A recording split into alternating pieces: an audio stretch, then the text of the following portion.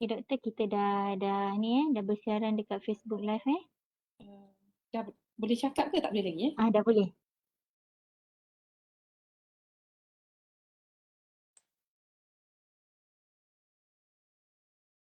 Okey, saya teruskan ya.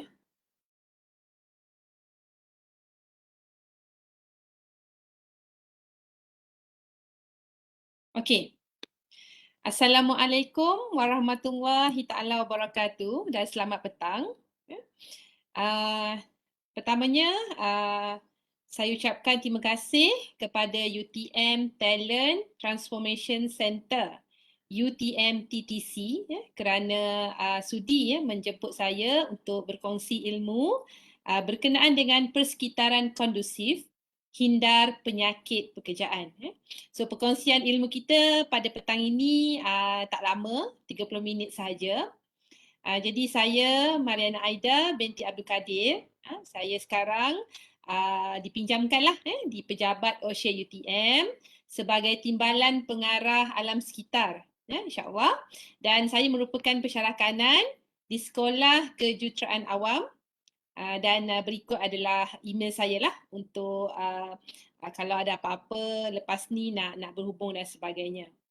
Di petang ini kita akan bersama-sama untuk berkongsi ilmu berkenaan dengan persekitaran kondusif, hindar penyakit pekerjaan dari aspek keselamatan dan kesihatan pekerjaan. Jadi dia melibatkan kesihatan kita, persekitaran kondusif ni melibatkan kesihatan kita, terutamanya apabila kita berada di tempat kerja. Jadi kalau lihat gambar ni memang jelaslah dia dah tak guna dah mask biasa, dia guna special mask kerana persekitarannya tidaklah sihat, tidak sihat, berhabuk dan sebagainya. Jadi adakah kita perlu berkeadaan begini untuk melaksanakan tugas harian kita? Jadi tak perlulah begini jadi kita perlu mengambil beberapa langkah mengenali persekitaran kerja kita sama ada dia sihat untuk kita bekerja ataupun tidak. Jadi saya harap untuk 30 minit ini kita boleh bersama-sama berkongsi ilmu kerana di akhir perkongsian kita akan cari 3 pemenang yang menjawab soalan dengan jawapan yang betul dan terpantas. Yang mana yang bertuah pada petang ini akan mendapat voucher GrabFood bernilai RM20. Jadi soalannya akan berada di akhir perkongsian ilmu. Jadi kena dengar betul-betul kerana jawapannya ada dalam slide-slide pembentangan saya nanti. Okay, di akhir soalan nanti pemenang akan dipilih oleh urus dia. Jadi saya bagi kuasa kepada urus dia untuk memilih pemenang, 3 pemenang, dan pemenang itu akan kita hubungilah melalui phone untuk kita bagi dia GrabFood insya-Allah. Okay, Jadi apa yang kita akan sama-sama berkongsi pada petang ini adalah kita nak tahu, kita nak belajar, kita nak mendapatkan ilmu berkenaan dengan maksud atau definasi. Apa itu definasi persekitaran kondusif? Apa pula dikategorikan sebagai penyakit pekerjaan? Dan apa pula perundangan yang kita boleh pakai untuk kita memastikan kita sebagai pekerja terbela, dan majikan juga sama ada dia punya perundangan dia agar apa yang disediakan di tempat kerja ni mencukupi kepada pekerja mereka supaya kita boleh mewujudkan persekitaran kondusif untuk hindar penyakit pekerjaan. Lagi sekali saya tumpukan perhatian kita kepada aspek persekitaran keselamatan dan kesihatan pekerjaan OSHA. Jadi jangan ingat kita punya persekitaran kondusif, contohnya kita cantik-cantikkan bangunan kita dengan eksa, contohnya kita letak bunga, kita cat kita punya tempat kerja dan sebagainya, itu adalah kita rasakan itu persekitaran kondusif. Kita belajar sama-sama apa yang dimaksudkan persekitaran kondusif dari aspek keselamatan dan kesihatan pekerjaan. Okay. Jadi persekitaran kerja kondusif ni adalah melibatkan jenis pekerjaan sama ada dalam bangunan ataupun luar bangunan dan merujuk sama ada kita bekerja secara statik, Contohnya penggunaan komputer yang terlalu lama. Kita sebagai kerani di pejabat, kita banyak menghabiskan masa kita selama 8 jam. Contohnya sama ada bekerja dari rumah ataupun bekerja di tempat di tempat kerja, kita berurusan dengan komputer statik. Adakah kita terdedah dengan penyakit bekerjaan? Kita lihat selepas ini. Bagaimana pula dengan pekerjaan yang melibatkan bahan kimia di makmal-makmal contohnya? Kita bekerja dengan bahan terjadual, kita bekerja dengan bahan radiasi, maupun juga kita bekerja dengan bahan-bahan biologi, kita terdedah dengan penyakit-penyakit pekerjaan. Dan bagaimana pula dengan pekerja yang bekerja menggunakan jentera? Jentera ni tidak hanya terhad kepada mesin-mesin, contohnya mesin menggerudi, contohnya di makmal pengajaran ataupun makmal kejuruteraan, dia juga terlibat juga jentera, bagaimana pemandu memandu forklift di dalam makmal ataupun di bangunan-bangunan di dalam UTM. Bagaimana pemandu bekerja sebagai pemandu bas di dalam UTM juga terdedah kepada penyakit-penyakit pekerjaan. Okey.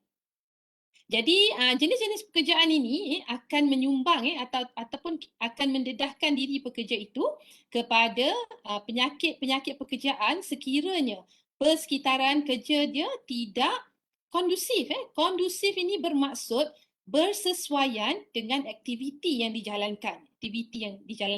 Contohnya, saya ada bagi beberapa gambar di sini, boleh lihat. Contohnya agronomik. Agronomik banyak kita belajar. Saya jangkakanlah hampir 2 tahun kita berada dalam pandemik. Kita banyak bekerja di rumah. Di rumah mungkin fasiliti kerja kita tak kondusif lah berbanding dengan pejabat. Contohnya kita tiada kerusi, kita terpaksa berkongsi kerusi atau meja dengan anak kita di rumah. Jadi bagaimana kita nak mengawal risiko pekerjaan berkenaan dengan agronomi. Kemudian bagaimana kita terdedah dengan penyakit pekerjaan sekiranya persekitaran kita tidak kondusif apabila melibatkan jentera. Jadi persekitaran kondusif ni juga tidak hanya melibatkan peralatan yang kita gunakan. Dia juga melibatkan bagaimana kita membuat rekod-rekod penyelenggaraan, bagaimana kita membuat servis kepada alatan yang kita gunakan. Contoh saya cakap tadi, sebagai pemandu bas. Kalau kita lihat, kalau paling besar sekali kata kita boleh lihat adalah kemalangan. Jadi kalau nak mengelakkan kemalangan, kita perlu ada rekod servis bas tersebut, bagaimana lampu bas ataupun lampu forklift yang kita gunakan itu berfungsi, kerana semua peralatan yang ada pada jentera itu adalah kita perlu gunakan untuk mengelakkan kemalangan berlaku di tempat kerja.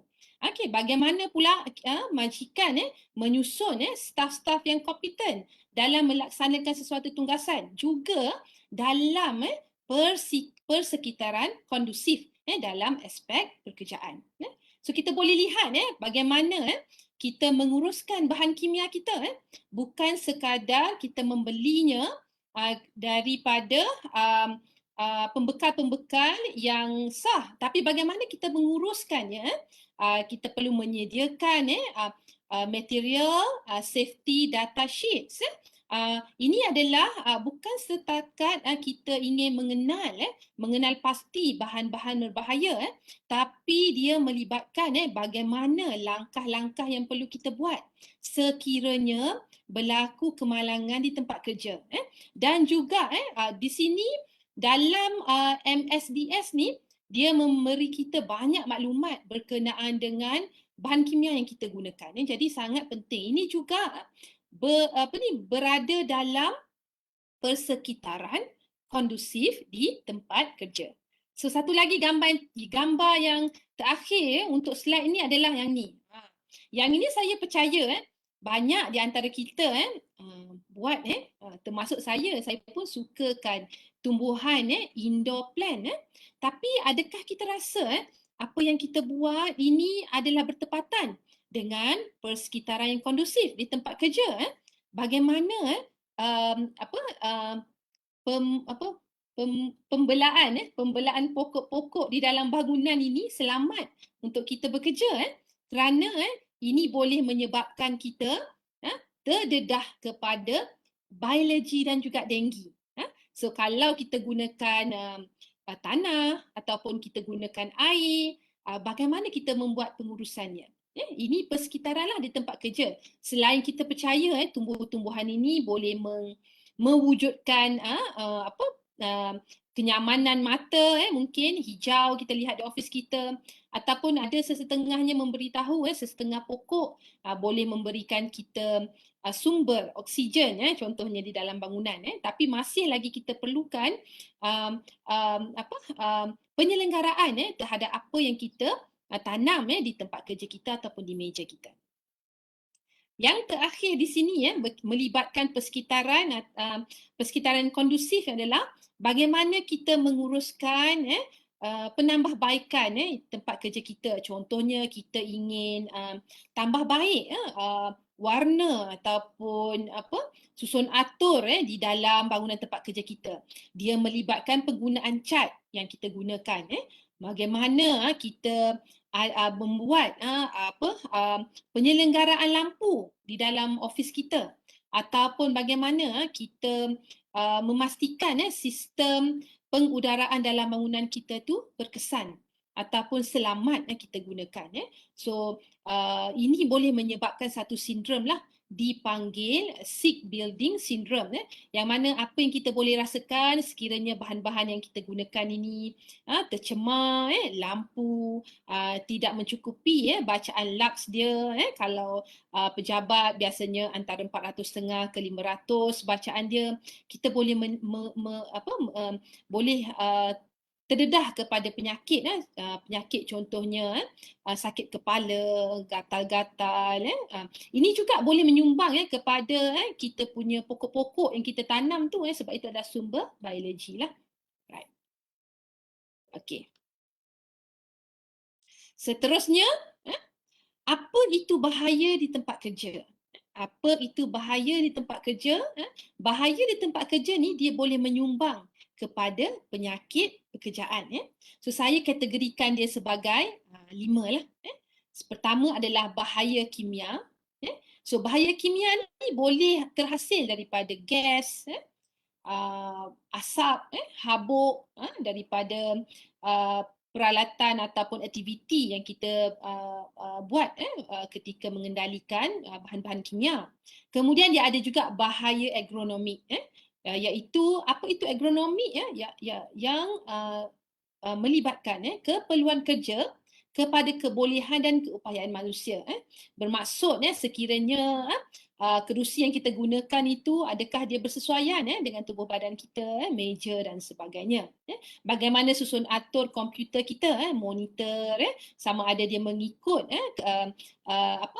ketinggian seseorang dan sebagainya. Kemudian bahaya biologi, macam tadilah saya tunjuk habuk daripada tumbuhan, bakteria, virus, spora, daripada bahan-bahan daripada aktiviti kerja kita, ataupun apa yang kita gunakan. Contohnya tadilah bahaya biologi ni boleh terhasil daripada penyelenggaraan penghawa dingin di tempat kerja kita, lagi penggunaan cat tempat kerja. Yang keempat, bahaya fizikal. Yang ni biasa orang tahu. Bahaya fizikal itu terhasil daripada mechanical, electrical yang kita gunakan di tempat kerja.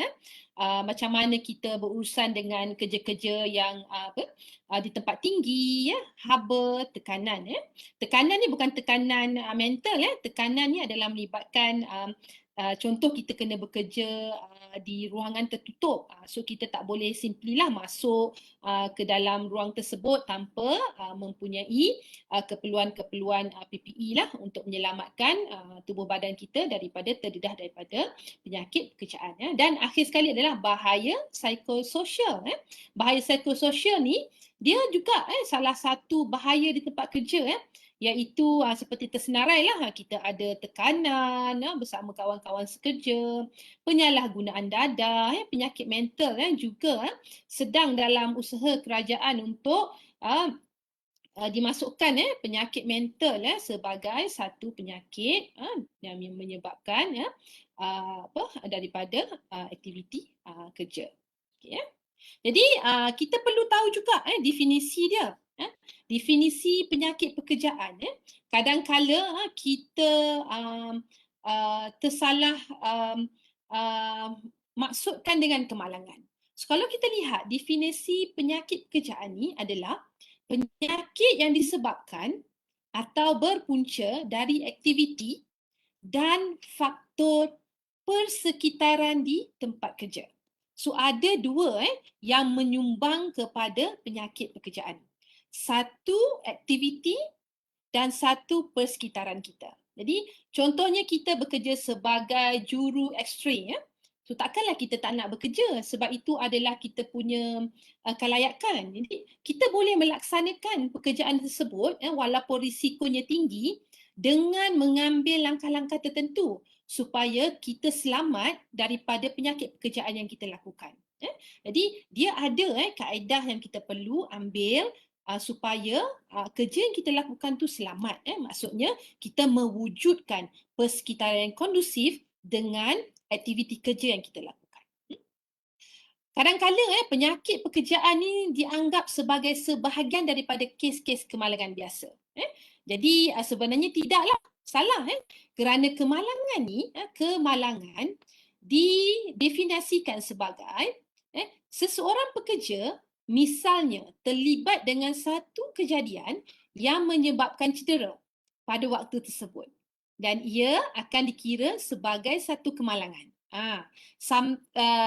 Seringkali kita salah ertikan kemalangan dengan penyakit pekerjaan. Jadi pada petang ini kalau tak dapat semua pun sekurang-kurangnya saya harap pendengar warga UTM dapat mengklasifikasikan atau membezakan penyakit pekerjaan dengan kemalangan. Tak sama.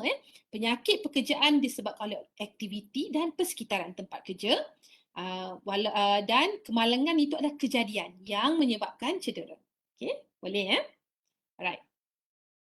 Okey, seterusnya saya tunjukkan sikitlah data data ataupun daftar kemalangan kejadian berbahaya near miss keracunan pekerjaan pekerjaan dan penyakit pekerjaan di antara tahun 2009 sehingga 2020 sehingga 2020 data ni data yang rasmi yang mana kita dapat daripada laporan-laporan semua PTJ yang ada di UTM Johor Bahru dan juga UTM Kuala Lumpur So kita ambil rekod daripada 2009 So kita tengok 2009 ada 5 kejadian lah. 5 kejadian So yang ini line biru ni merangkumi semua bukan setakat near miss semualah semua kemalangan yang berlaku termasuk penyakit pekerjaan. So kita lihat antara yang tertinggi pada tahun 2014 kemudian dia turun kemudian dia naik balik pada tahun 2019 iaitu paling tinggi setakat ni sebelum pandemik berlaku Jadi banyak keadaan yang kita boleh definisikan yang mana kita boleh bincangkan dengan lebih mendalam berkenaan dengan data ini Ini bukan menunjukkan persekitaran tempat kerja tak kondusif tapi ada juga kita boleh takrifkan graf ini menunjukkan kesedaran yang mana sebelum ini orang takut nak report berlaku kemalangan di tempat kerja ataupun penyakit pekerjaan takut nak report. Tapi bila kita lihat ada berlaku peningkatan bilangan, kita boleh jangkakan berlakunya kesedaran pelaporan kemalangan dan juga kita boleh tengok bila ada pelaporan kita akan ambil tindakan so kita boleh lihat persekitaran yang ada dekat tempat kerja kita mungkin boleh ditambah baik. Okey, kita lihat pula bagaimana data yang telah dikumpul oleh Jabatan Keselamatan dan Kesihatan Pekerjaan Sumber Manusia Malaysia DOSH Malaysia. So ini didaftarkan sebagai jenis penyakit dan keracunan pekerjaan Kalau kita lihat di sini keracunan pekerjaan itu adalah penyakit dan pekerjaan. Keracunan ni lebih kepada bagaimana dia terdedah dengan bahan-bahan kimia dan sebagainya. So jadi untuk tahun 2019, yang ini saya ambil pada tahun 2019, banyak kalau kita lihat berlakunya gangguan pendengaran, keracunan pekerjaan melibatkan bahan kimia, disebabkan oleh ejen fizikal lah. Fizikal ni yang kita boleh lihat, tergelincir, jatuh tangga dan sebagainya. Okay? So banyak banyak penyakit pekerjaan sebenarnya yang kita sebenarnya kita terdedah, mana kita tak pasti dan tak tahu. So seterusnya rekod juga rekod yang telah dibuat oleh JKKP Malaysia, indikator utama kemalangan dan penyakit pekerjaan negara pada tahun 2019 ni banyak So secara umumnya kita ni sebenarnya warga UTM yang dah bekerja pada tahun 2019 ni termasuk dalam 15.07 juta pekerja dalam Malaysia. So lebih kurang 9 ataupun 10,000 lah pelaporan penyakit keracunan pekerjaan, yang mana lebih kurang 27 kes sehari lah dilaporkan. Okay? So ada juga dari nombor ini berlakunya kematian disebabkan oleh pekerjaan, yang mana kita boleh lihat sekurang-kurangnya 2 kes lah sehari 2 kes sehari. So dalam UTM saya rasa tak ada lagi lah yang melibatkan kematian tapi adalah melibatkan penyakit kesihatan lain yang mana kita masih lagi melihatlah data-data berkenaan. Alright. So penyakit melibatkan pekerjaan ni banyak melibatkan paru-paru, kulit, otot, sistem kardiovaskular, sistem pembiakan, sistem saraf pusat, kanser pekerjaan, gangguan kesihatan mental, pendengaran dan sebagainya. Ini contohlah kalau kita lihat satu persatu. Alright. Jadi oleh kerana itu kalau kita rasa apa yang kita buat ni, pekerjaan kita ni dengan persekitaran yang tidak sesuai, contohnya kita bekerja dengan bahan kimia tapi kita tidak menyediakan MSDS dan sebagainya. So kita sebenarnya boleh memaklumkan kepada majikan kita atau ketua kita atau supervisor kita supaya menyediakan data-data berkenaan kerana perkara-perkara penyediaan persekitaran kondusif dan tanggungjawab pekerja itu sendiri adalah tertakluk dalam perundangan iaitu Akta Keselamatan dan Kesihatan Pekerjaan 1994, iaitu Akta 514. Dan dalam akta ini ada dinyatakan berkenaan dengan satu perkara iaitu nadopod. Nadopod ni adalah sebenarnya satu ruang dan peluanglah kepada kita yang mana majikan sesebuah organisasi biasanya pejabat OSHA lah akan membuat pelaporan sekiranya ada kriteria dia berlakunya kemalangan, kejadian berbahaya, keracunan dan penyakit di tempat kerja kepada pihak JKKP ataupun DOSH secara sistematik. Okay, jadi kalau kita di Negeri Johor ni, kita akan maklumkan atau membuat pelaporan lah kepada JKKP Negeri Johor. Jadi tak semudah macam contohnya gatal kulit tu kita terus hantar ke JKKP. Bukanlah kita kena perlu masuk kepada panel-panel kesihatan dan sebagainya, ada pemantauan. Sebab itulah kita perlu ada satu sistem supaya pekerja kita ni kalau dia sakit, kita boleh bantu dia dari segi kebajikan dia. Kalau dia betul sakitnya daripada aktiviti pekerjaan, jadi kita boleh bantu dia untuk dapatkan mana-mana bantuan, bukan setakat dari bantuan keuangan, supaya pekerja kita terlindung daripada bahaya ataupun kesan yang disebabkan oleh aktiviti pekerjaan. Okey, jadi dalam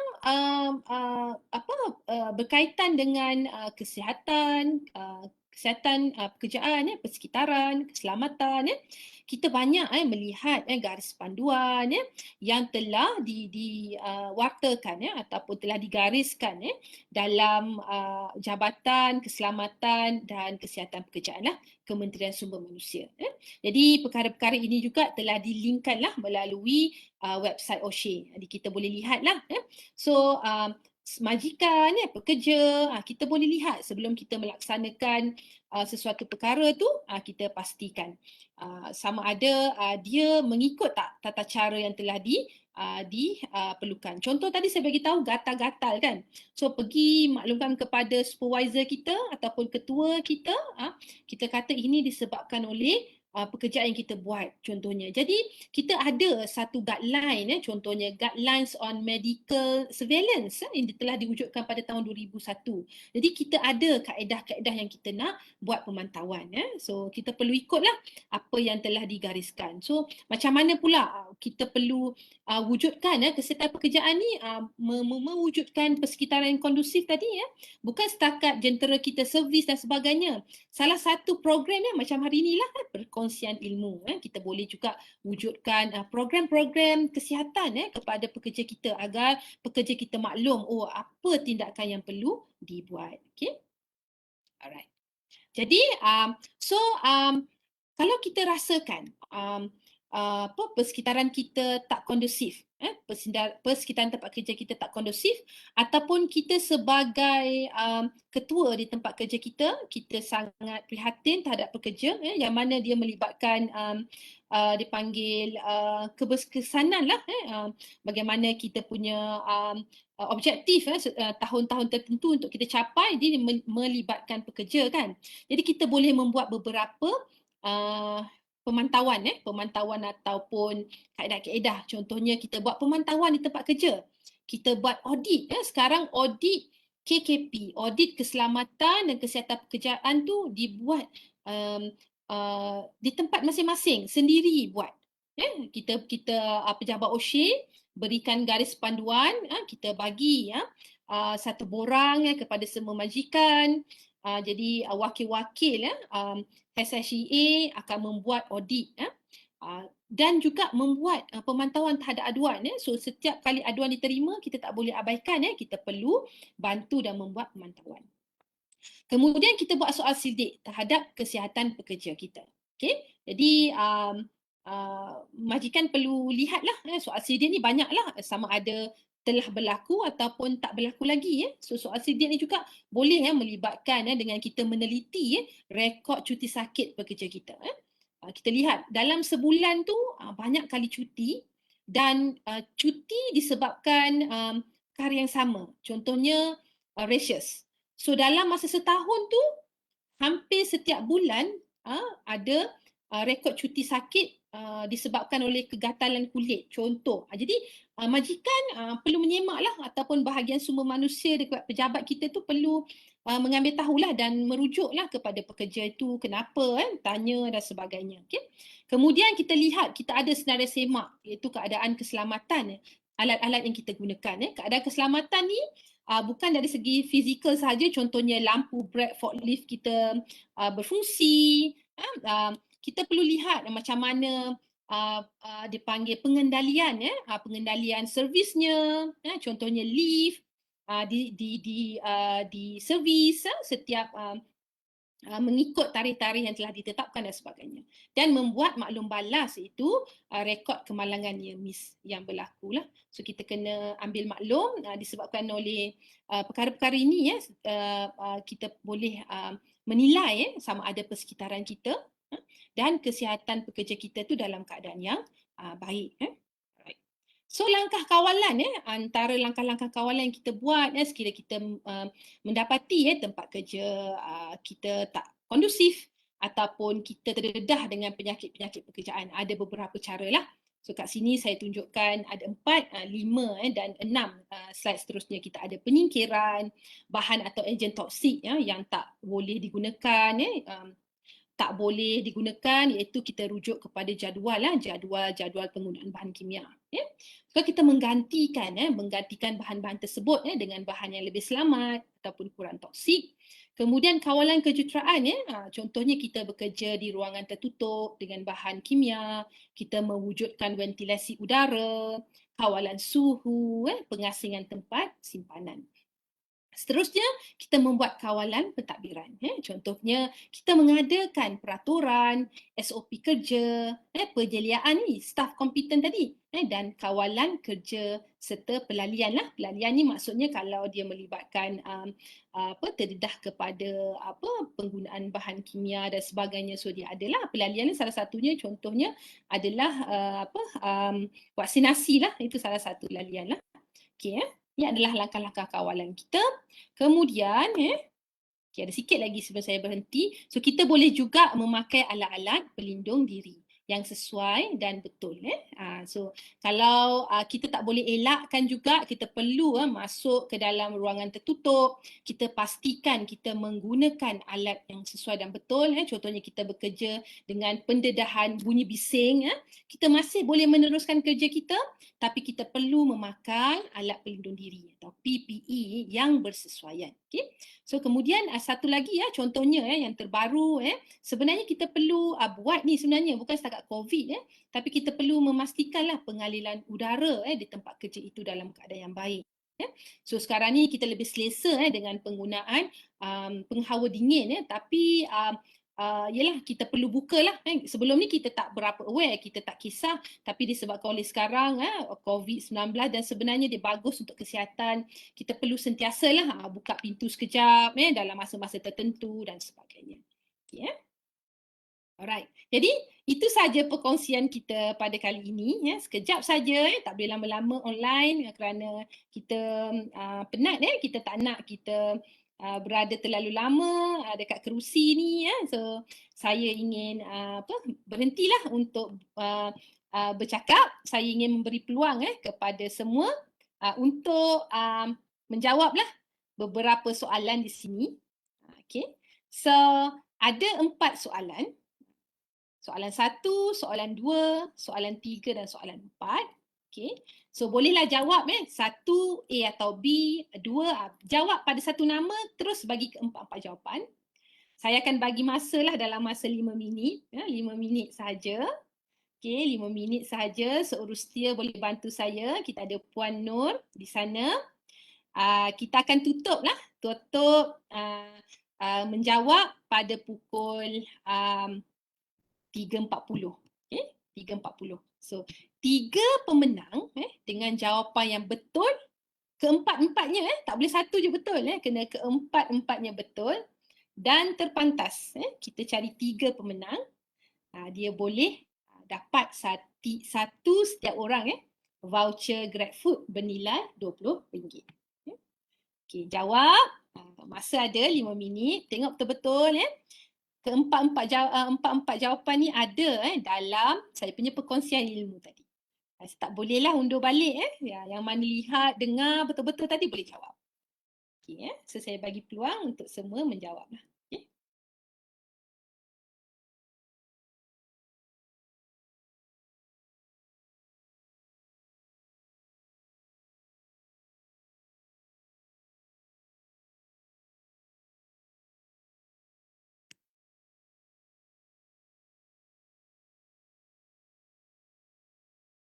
Contoh jawapan untuk nombor 2, kena pilih 3. So mungkin jawapan dia nombor 2 itu adalah A, B dan C. Bukan satu saja. Sama juga dengan jawapan nombor 3. Kena pilih 3. Contohnya 3 jawapan dia C, D dan B. Nombor 1 dan nombor 4, satu saja jawab.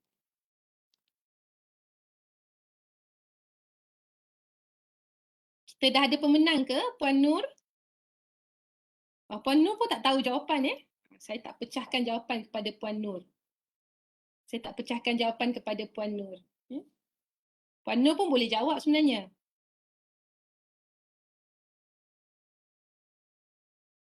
Okay, masih ada lagi masa berbaki 3 minit.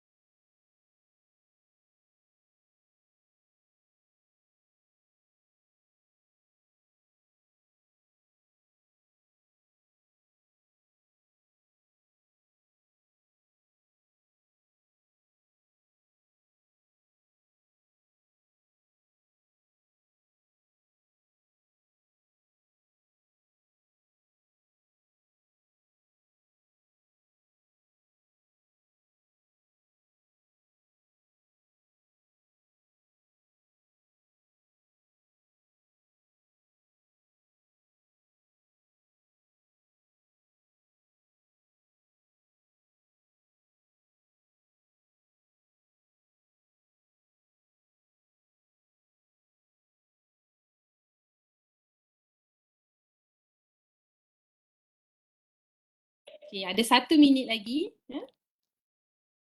Puan Nur dah tak boleh pilih tu. Banyak sangat ni jawapannya dan nampaknya saya pun lihat juga di ruangan komen di Facebook. Okey, tengok jawapannya. Semua dengar dengan teliti ni. Banyakkannya jawab betul. Tapi kita tengok yang bertuah pada hari ini. Yang paling laju dan betul. Keempat-empat soalan yang diberi.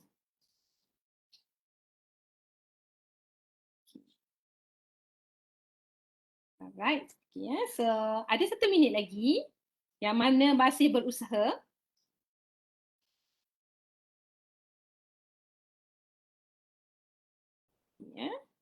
Okey. Semasa menjawab telah tamat. Masa menjawab telah tamat dan saya lihat saya serahkan kepada urustia untuk melihat jawapan yang betul. Jawapan yang betul. Okey, yang pertama soalan dia adalah kemalangan dan kesihatan pekerjaan adalah perkara yang sama. Ya atau tidak? Saya ada bagi tahu tadi dalam saya punya perkongsian dia adalah tidak sama. Jadi perlu tahulah hari ini sekurang-kurangnya ingat kemalangan dan kesihatan pekerjaan tidak sama. Okey. Kemudian yang kedua, persekitaran kondusif boleh dirancang dengan ini baru je sekejap tadi kita boleh menyingkirkan hazard tu. Menyingkirkan bahan-bahan atau perkara-perkara yang boleh menyumbang kepada kemalangan. A, betul? B, menggantikan pentadbiran. Tak suka majikan kan? Kita gantilah. Kita ganti. So, bukan sepatutnya lah kita tak boleh buat begitulah. Bukanlah jawapan dia. Bukan. Dan C, kawalan kejuruteraan, betul? D, kawalan pentadbiran. Kawalan pentadbiran ni bukan kita mengawal majikan kita. Tapi kita mewujudkan SOP. SOP, kita mewujudkan rekod-rekod servis dan sebagainya. So kita lihat balik yang ketiga. Pilih 3 bahaya di tempat kerja. So yang ni senang kot. So bahaya kimia. Betul? Bahaya biologi. Betul? Bahaya psikologi, betul, dan bahaya sosial, bahasa sosial bukan jawapan dia. Okay? So A, B dan C. Kemudian yang keempat, perundangan berkaitan dengan penyakit pekerjaan. Jabatan Keselamatan Kesihatan Pekerjaan. Kan? Jabatan Keselamatan dan Kesihatan Pekerjaan ini adalah satu organisasi yang membantu kita lah dalam melaksanakan akta-akta yang telah digariskan oleh kerajaan. So Majlis Keselamatan Negara. Kan? Majlis Keselamatan Negara ni walaupun dia ada perkataan selamat kat situ, dia lebih kepada kejadian-kejadian, kejadian seperti banjir, melibatkan apa dipanggil kecemasan lah, kecemasan dalam negara. Contohnya COVID di bawah Majlis Keselamatan Negara yang kita lihat kan SOP fasa 1 contohnya atau PKP dikeluarkan oleh Majlis Keselamatan Negara. So C, Akta Keselamatan dan Kesihatan Pekerjaan tahun 1994. Okay, iaitu Akta 514. Dan kita lihat yang terakhirlah polisi OSHA UTM. Perundangan ke? Itu perundangan dalaman kita lah, yang mana polisi OSHA ni adalah merujuk kepada C, Akta Keselamatan Kesihatan Pekerjaan. So kita lihat saya dah dapat maklum balas daripada urustia. So daripada analisis Puan Nur daripada TTC ni, dia dah bagi 3 nama kepada saya, jadi saya buat pengumuman lah. Nama pertama adalah Nurul Huda Ahmad, kemudian Roza AK. So nama-nama ni perlu hubungi Puan Nur lah. Dan yang ketiga adalah Rahimah Abdullah. Jadi nama ini mungkin Puan Nur boleh letak dekat ruangan komen supaya dihubungi kita dan kita akan bagikan voucher GrabFood bernilai RM20 setiap seorang. Okey? InsyaAllah. Jadi itu sahaja buat perkongsian pada kali ini. Diharapkan kita boleh berjumpa lagi untuk siri-siri yang akan datang. Banyak lagi kalau kita nak berbincang berkenaan dengan persekitaran kondusif. Menghindari penyakit-penyakit pekerjaan yang melibatkan pelaporan dan sebagainya. So kalau ada masa, kita akan berkongsi lagi di lain masa. Okay. Assalamualaikum warahmatullahi taala wabarakatuh. Nama-nama yang disebutkan tadi boleh hubungi Puan Nur dan Puan Nur akan bagi nama tersebut kepada saya lah untuk kita buat proses seterusnya. Itu saja. Assalamualaikum warahmatullahi taala wabarakatuh.